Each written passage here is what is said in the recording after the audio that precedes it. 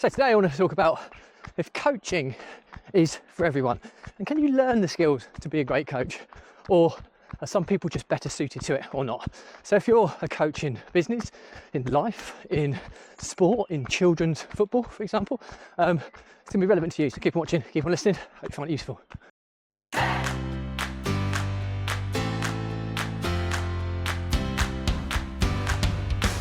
Welcome back to consecutive day 1833 of a diary of a Runpreneur. And today's episode is coaching for everybody in all facets of the kind of scenario of coaching.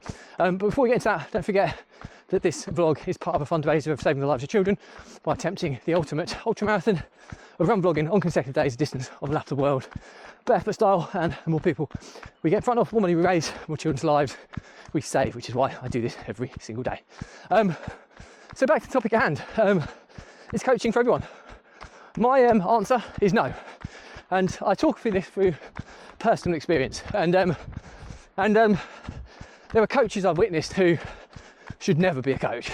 They're just not cut out for it. The way that they get emotionally involved and the way decisions are made without the kind of consideration of others. And there are some coaches who are just unbelievable at it. And I think a lot of it sometimes comes down to personality type, for one.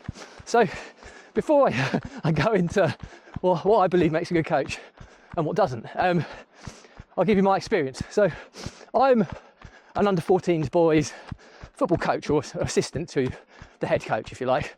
And I also help with my other children's teams, girls under 12s and boys under 10s. And today I've been coaching or supporting the coach of the under 10s team at a football tournament. And I find myself questioning whether I'm a good coach or not. And my answer to that question is no, I don't think I am. And I'm quite overly critical of myself.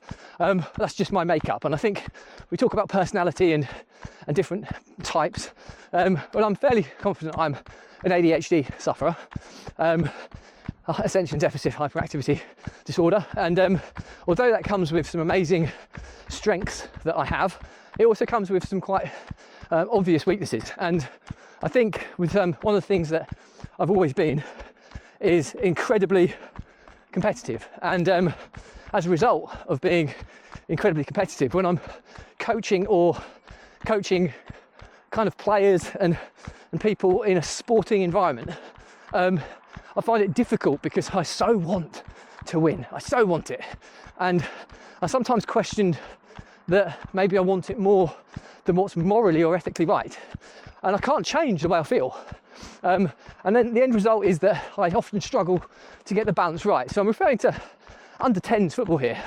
And I always find the best coaches are the ones that have the balance right between giving feedback and constructively to allow the individual to understand what they did, what the effect was that, and what they can do better next time, but not being overly critical or with your constructive feedback, and actually having an equal amount of encouragement and support and love and care for the people to ensure that they feel that, you know what, my coach has got my back.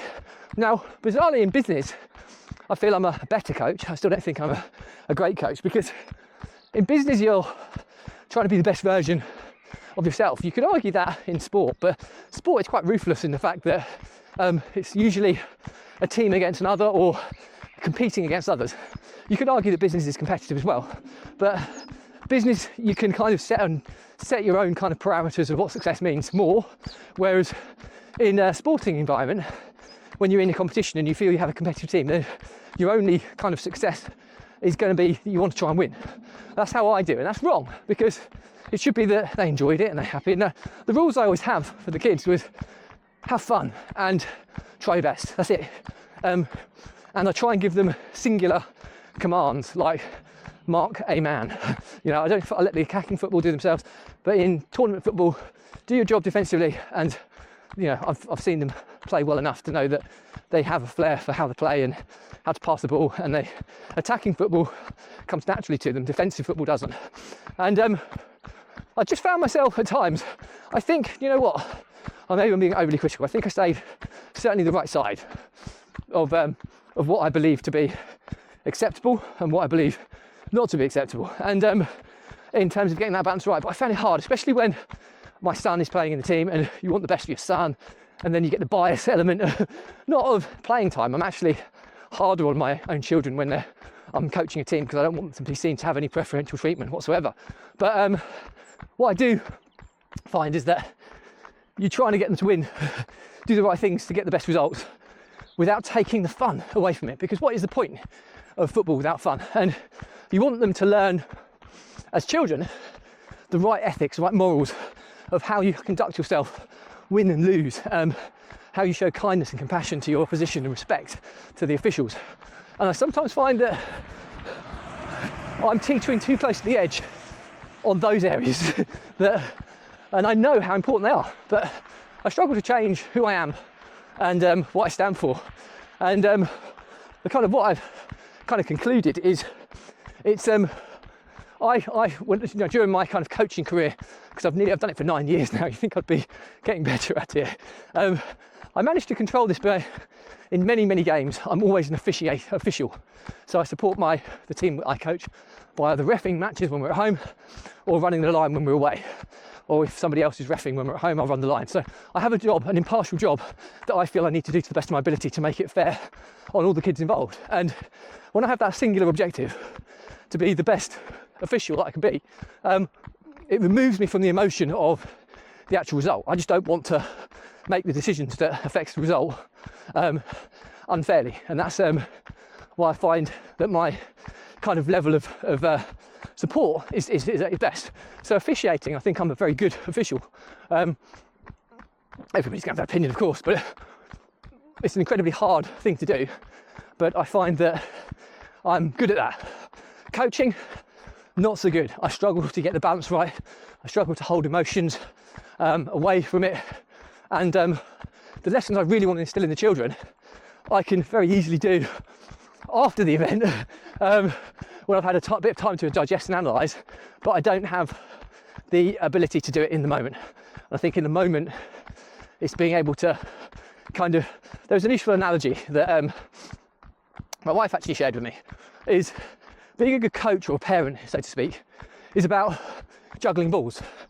Some balls are rubber, so if you drop them, they bounce. Some balls are glass. And the secret is to determine which are the glass balls and which are the rubber balls. And it's how you can see the kind of glass balls there, jump in, deal with them and support those glass balls the best. And don't worry if you drop a couple of rubbers. The rubbers will always bounce back. And I just feel that sometimes I'm teetering too close to dropping some glass balls. And that's why I believe that I'm not necessarily the best coach. So the learnings from my diary for today are that it's coaching for everybody. And my answer is no. I think there's a lot of variables that comes into play, whether you're coaching children or adults. I certainly feel I'm more versed at coaching adults because I think my ruthlessness, or not ruthlessness, but my harsher, more direct feedback is taken better by adults than it potentially is by children. But ultimately I feel that I have a lot to learn as a coach to get the balance right. And some people are just naturally see how to lift people when they need lifting, to give feedback when feedback or critical or constructive feedback needs to be given. They do it the right way, in an encouraging way. And I find that part of it really challenging because it's very easy to try and give a constructive feedback, but it can also sound negative. And that's what I want to try and avoid. So I see some people who are exceptional at coaches, and I see people who have got all the ability to be exceptional coaches, but then they lose sight of the bigger picture in terms of the kids' happiness, the fun factor, the fairness, the equality, and you get.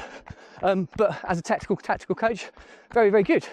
So I think it comes as a holistic package, and I'm certainly not one to say somebody is good or not, because I feel I have a huge amount to learn when it comes to coaching.